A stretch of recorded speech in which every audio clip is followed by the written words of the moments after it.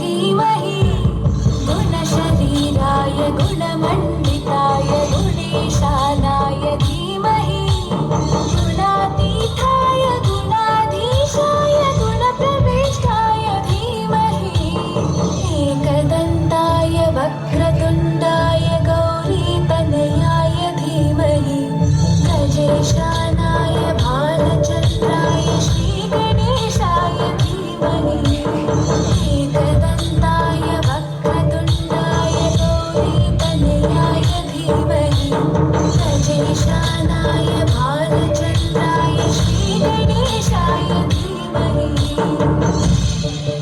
गौरीस्तनन्दनाय गौरीहृदयनन्दनाय गौरभानुसुताय गौरीगणेश्वराय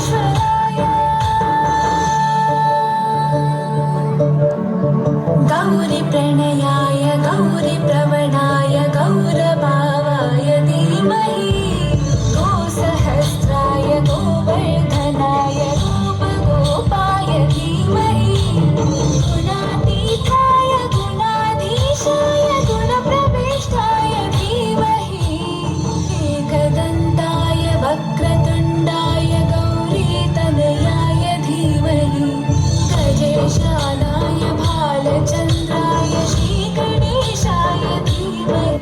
Come on everyone, विद्या दी के लिए एक बार जोरदार ताली होनी चाहिए. Thank you so much. It was really amazing performance, दीदी.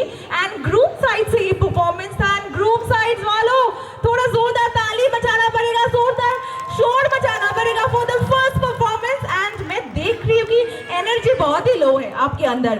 जरा अच्छे से खा पी लेके थोड़ा एनर्जी गैदर अप करना पड़ेगा, क्योंकि अभी मेरे पास परफॉर्मेंस का एकदम लिस्ट है, तो बहुत ही एनर्जी शो करना पड़ेगा आज इस मंच पे आप सभी को. चलिए अभी इस एनर्जी को बरकरार करते हुए देखते हैं कौन आते हैं मंच पे. अभी ग्रुप साइड से ही मैं बुलाना चाहूंगी मंच पे उनके सिस्टर्स एंड हस्बैंड को, यानी कि पूनम दी एंड फॉर हर हस्बैंड. एक बार जोरदार ताली होनी चाहिए for Poonam the and the husband.